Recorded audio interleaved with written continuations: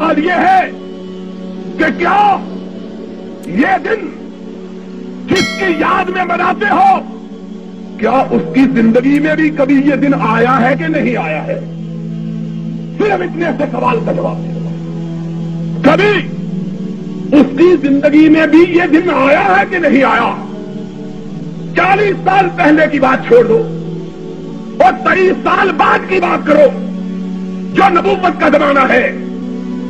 کیا 13 سال مکے میں، 10 سال مدینے میں میرے آقا نے کبھی یہ دن منایا ہے کہ نہیں منایا؟ کہتے ہیں تم گستاخ ہو، سوال کیوں پوچھتے ہو؟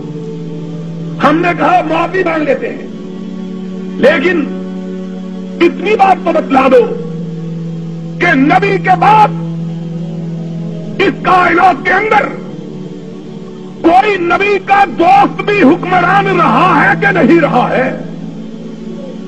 کبھی نبی کے یاروں کی بھی حکومت آئی ہے کہ نہیں آئی ہے؟ کبھی نبی کے دوستوں کا بھی اختیار ہوا ہے کہ نہیں ہوا ہے؟ اگر تمہارا عقیدہ یہ ہے کہ صدیق نبی کا کچھ لگتا تھا اور وہ 11 ہجری کو حکمران ہوا، 13 ہجری کو ان کی وفات ہوئی، تو اتنا تو بتلا دو 2 برس یہ دن ان کی زندگی میں آیا ہے کہ نہیں آیا ہے؟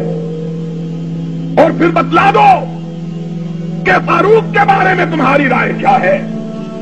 10 برس، سن 13 سے لے کر 23 تک، 24 تک وہ بھی حکمران رہا ہے 11 برس۔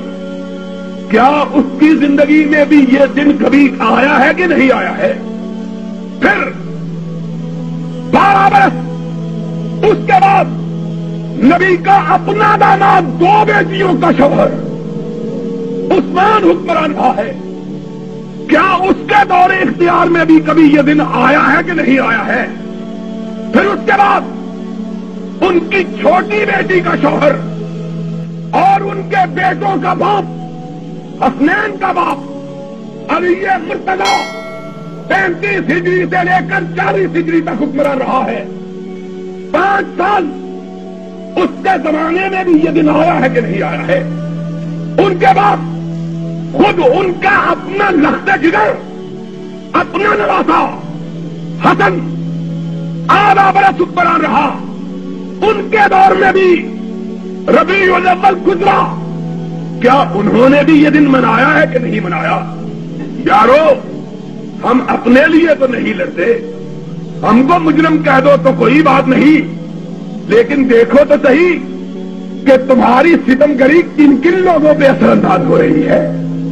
اگر یہ دن نہ منانا جرم ہے تو بتلاؤ قیامت کے دن صدیق کو کیا کہو گے، فاروق کو کیا کہو گے، عثمان کو کیا کہو گے، حیدر کرار کو کیا کہو گے، نبی کے بیٹے حسن کو کیا کہو گے؟ ان پر کون سی پردے جرم بناؤ گے؟ جاؤ، اگر تم یہ کہو کہ ہم بھی اسی جرم کے مرتکب جس کے یہ مرتکب تھے، تو ہمارے نصیبے کا کیا کہنا کہ ہم بھی اسی صف میں کھڑے ہوں جس صف میں صدیق و فاروق کھڑا ہو؟ پھر اس سے بڑی ہمارے نصیبے کی بات ہے۔ لوگوں، آؤ انصاف کی بات کرو۔